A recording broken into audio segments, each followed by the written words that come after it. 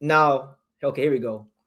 We're going to switch gears a little bit here. We're going to switch gears. Make sure y'all smash that like button. It's True School After Dark, the untouchable True School Sports Empire. We're here doing our thing and, giving you guys some great boxing content. Listen, a lot of you guys want to know what I think about Jai Opetaia and Zuffa Boxing, right? Because let's be real. We all knew that Zuffa Boxing would probably sign a lot of prospects, like a lot of upcoming guys.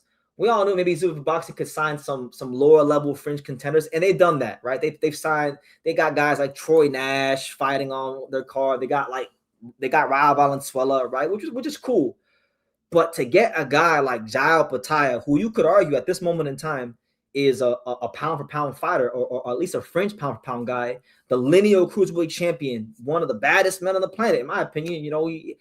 Sure, he's vulnerable. A lot of people say he's overrated, right? This, that, and the third, but shit, ain't nobody beat him yet. And last time I checked, I don't see Dea Benavidez stepping up. I don't see Zoto Ramirez stepping up. I just seen Zoto Ramirez's manager at the WBA convention, and I asked him, the guy David Sue. I saw him and I said, David, what's going on with this Jai Opetaia fight? And what did David tell your boy BT? He said, there's no money in that fight. Jai's not that good. He said that Zoto will get him later, but he didn't know if he's not that good, why not get an easy lick? Because he got a big money fight Benavidez. I get it. But what I'm trying to say is this: love Jai Opetaia or hate Jai Opetaia. Jai Opetaia, you get hit by him the wrong way, you go into the hospital. You're gonna get sent to the emergency room. So he's in his prime. He's at a peak of his powers right now.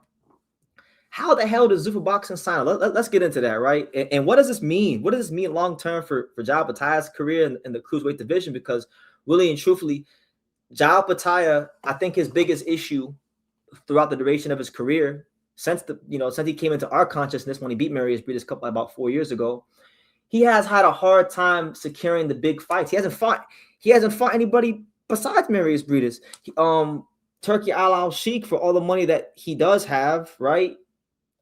He was supposed to fight on the undercard of, what card was it? Eubank Ben 2. He was gonna fight on the undercard of Eubank Ben 2, but it was reported that they only gave the fighters, Opetaia and the opponent together, a $1 million budget, right? And nobody's gonna fight Jai Opetaia for $300,000 or $200,000 or for, like, people know it's risk versus reward. Fighting Jai Opetaia can get you hurt badly, and you're not gonna get a guy like Chris Dillon Smith to fight Jai Opetaia for $300,000 or even $4. Like, you're gonna need to up the purse, right? And the $1 million budget overall for two fighters is not gonna do that. So he wasn't getting the investment there. Matthew Boxing hasn't been able to get any of the big fights over the line for him. So Jai Opetaia said? He said, I'm done with this shit. I'm going to Zuffa Boxing. Now, I'm going to play you guys this clip from Jai Opetaia, what he said after they announced the signing. Here's what Jai Opetaia said about going to Zuffa Boxing. Here it is. What's up, everyone? It's Jai Opetaia. So I'm with Zuffa Boxing now, so pumped for the future. Exciting times, man. Let's get these big fights over the line. Unification, undisputed soon. Let's go. Now, look, that's why I think Jai Opetaia is very misinformed, because you don't sign a Zuffa Boxing because you want to unify your IBF title and all that stuff.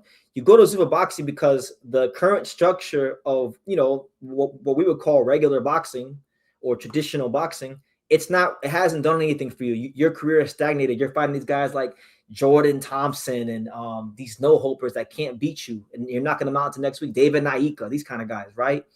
Hussein Sin Cara, these guys that nobody's heard of and nobody cares about in the cruiserweight division. So you're going to Zuffa Boxing because you know what? For the first time in maybe your whole career, you're going to get treated like a priority. You're going to get treated like a superstar. And Zuffa Boxing's on Paramount Plus. They got a big subscriber base.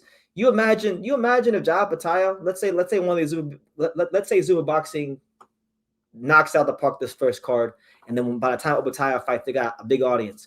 Can you imagine if Jai Opetaia knocks out one of these guys the way he's been knocking them out, but on Paramount Plus with big time viewership?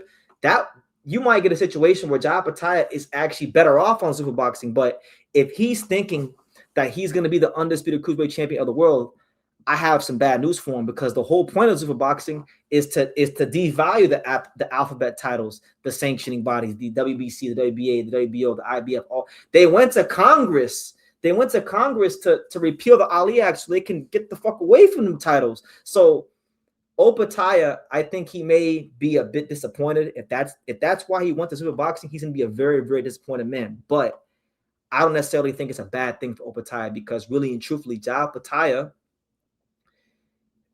might be better off. He's not, like, let's be real, he's in the cruiserweight division. The cruiserweight division is a division that is not a glamour division. It's a very, let's just call it right, a Eurocentric division. Yes, you got guys like now Benavidez is going to be in the division. You got Zotto in the division, but those guys are fighting each other, and he doesn't even know. There's no security of Opetaia knowing that he gets the winner. So fuck it, why not? He's actually one of the few champions in boxing, like in his prime, that I'm not mad that he took this gamble, because I'm probably one of the only people in American boxing media that consistently covers Opetaia fight by fight, event by event.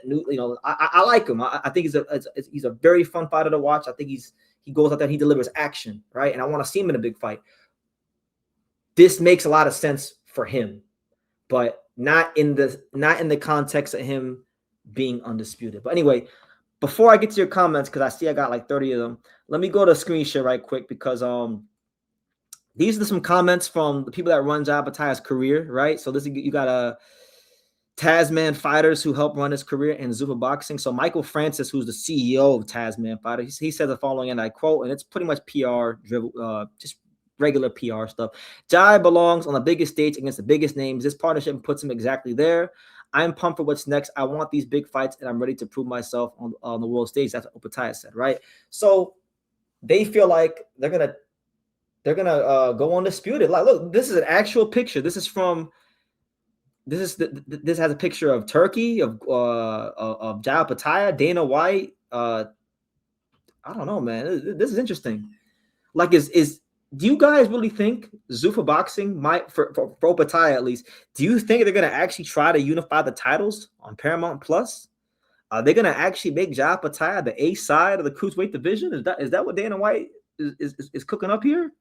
Because I did not expect this, but I'm not mad at it for Jai Opetaia, because I know how hard it's been for him to get fights. Like these I won't say the fighters, but I know from talking to managers. I just freaking seen Zotto's manager at the convention. He's not overly eager about making that fight. Like, straight up. I've been around boxing a long time. I know when I talk to managers and promoters, no matter what they tell me, I can be around them and I can know if they're serious about making a fight or not. And based on what I heard, yeah, he's not trying to get to that fight because the risk don't match the reward for his guy, which I get. Do your thing. Do the Benavidez fight. It's a bigger fight. But yeah. Dan Canobio, shout out to Dan Canobio. He was on Twitter and he look. Dana White said Zuffa Boxing will not work with other promoters or recognize the sanctioning bodies. And then you got Jai Opetaia signing with them saying let's make these unification fights and do the undisputed title. So I don't know, man. I don't know what's about to happen. I'm really intrigued. I'm really intrigued because the big fighters at cruiserweight are guys like, Zotto, Benavidez, and I guess you could say like maybe some of the British guys like Chris Billum-Smith, and they're good fighters, but like those are like the bigger names in the division. I feel like Zuffa Boxing probably could snatch up a lot of the top cruiserweight contenders and put them on Zuffa Boxing and do the fights Opetaia there. But I don't know what the hell's going on. I think Zuffa Boxing might really legitimately be here to stay. Hold on, I wanted to talk about the undercard because they announced the undercard and I wanted to point some things out. But